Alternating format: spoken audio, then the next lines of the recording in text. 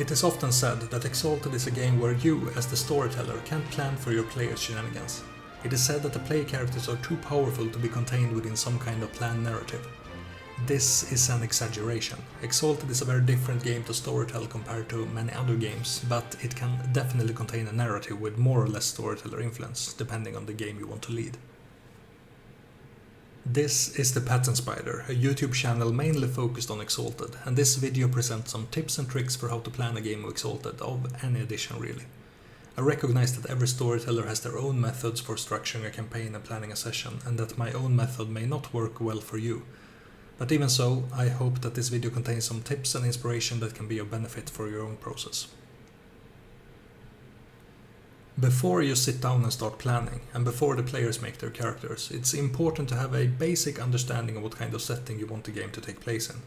Does the game take place in creation? If so, in what direction?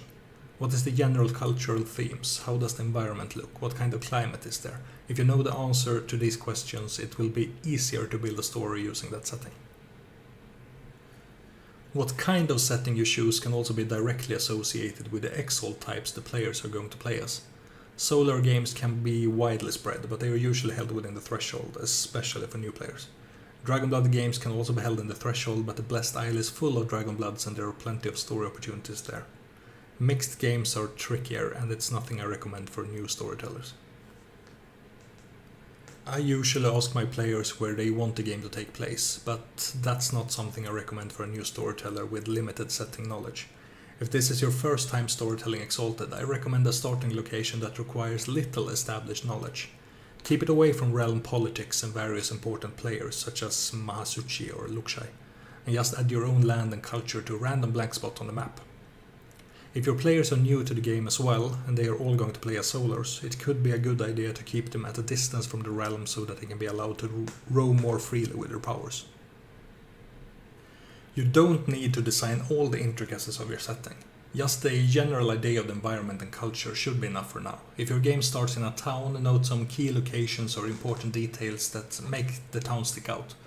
Perhaps there is a palace in the center of town. Who lives there? Is the town peaceful or at war? Is there a festival taking place? If so, why is it taking place? You don't need to think too much about the actual narrative yet, but once you have a general idea of a setting, it's time for the players to create their characters. If it is the first time your players create Exalted characters, direct them to my video called Creating Your First Solar Character, which is the first part of my Exalted Player Tips series. The link is in the description below. I intend to make a video like that for Dragonblood characters as well once the book is officially released. I believe it is more helpful than detrimental to give the players more freedom to make the characters the way they want them to be. Since you have already decided on a starting location and you have some basic ideas of what's important about that setting, ask your players to tie their characters to that setting in one way or another. This is something you can discuss with them depending on their character concepts. Are they native to the setting, or are they travelers passing through? If you have more than one player, try to build connections between them as well. It's always easier for a new storyteller to start a game with an established group rather than have them meet in game. Once the players are happy with their characters and you are happy about the location, it is time to start building a narrative that will connect with the players and the setting. I personally find this easier to do after the players have made their characters for one particular reason: their intimacies. Exalted is a game where the player characters are powerful enough to take what you have planned and throw it out the window. If you want to tie those characters to a narrative, then you must be aware of the ties and principles of those characters. Try to single out the intimacies that your players care the most about, something you know that they can't ignore, that will drive their story. See how these intimacies can be incorporated in the setting you have created. Let's take the example town mentioned earlier. There is a palace in its center and a festival that has attracted people from neighboring lands. If a running theme between the player intimacies is a disdain for authority, use that and build a narrative where the local ruler is a tyrant who is going to execute members of a rebellion as part of the festival to himself. Try to connect the players to the rebellion by using their intimacies to lure them in. The trick to luring the players in is to make it personal for them. There will be times when the players don't swallow the bait and decide to ignore the narrative that you want them to partake in. If you want to avoid improvising an entirely new narrative on the spot, it can be a good idea to figure out one or two backup lures that try to connect the players with the narrative in other ways. So the players don't want to associate themselves with the rebellion, and they don't care about the people in the town enough to want to challenge the tyrant. They are ignoring the narrative, focusing on enjoying the festival, and plan to leave the town once the festival is over. It is possible to force a narrative by perhaps having the tyrant soldier single out the players for a crime they haven't committed. As long as the players believe that it is their choice to take on the tyrant, you won't be railroading them. The next step will then be to be aware of what the players can actually do to overcome or subvert challenges. Because depending on your player's charms, it's possible that what you perceived as a challenge didn't turn out to be a challenge at all. The biggest hurdle to trying to sustain some kind of narrative is player unpredictability.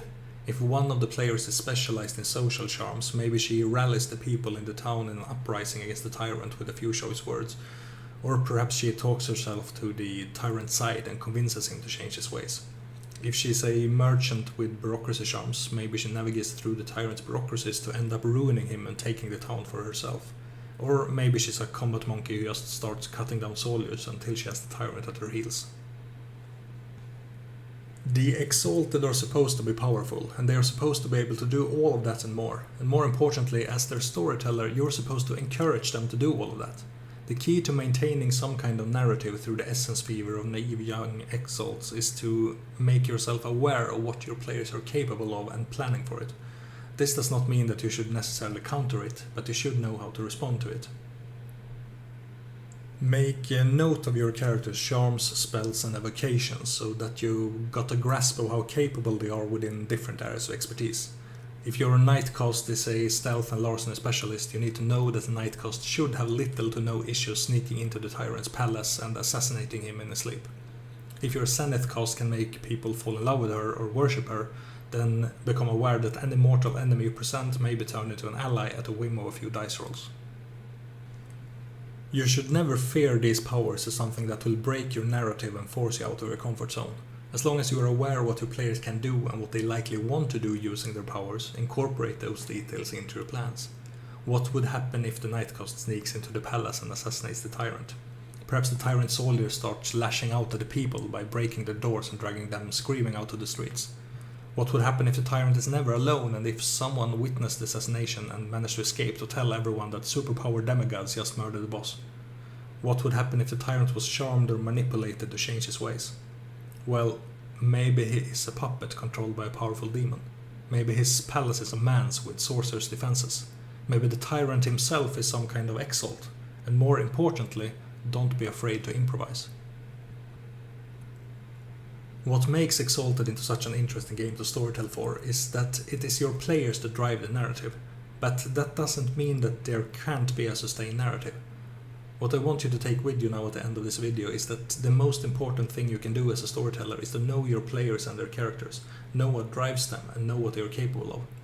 The interesting part of the game is not the town and its tyrant, it is the choices your players make within the setting you present to them. I usually write a page or so before each session where I note specific hooks for each individual player based on their charms, intimacies, and what I know about their likes and dislikes. I try to cover something for each player so that everyone gets something to do and won't feel left out. Sometimes it won't work the way you hoped it would, but oftentimes it is the surprises that make for memorable gaming experiences. Finally, see the links below for where you can learn more about the game, and remember to like and subscribe if you like what I'm doing and want to see more. Until then, see you in creation.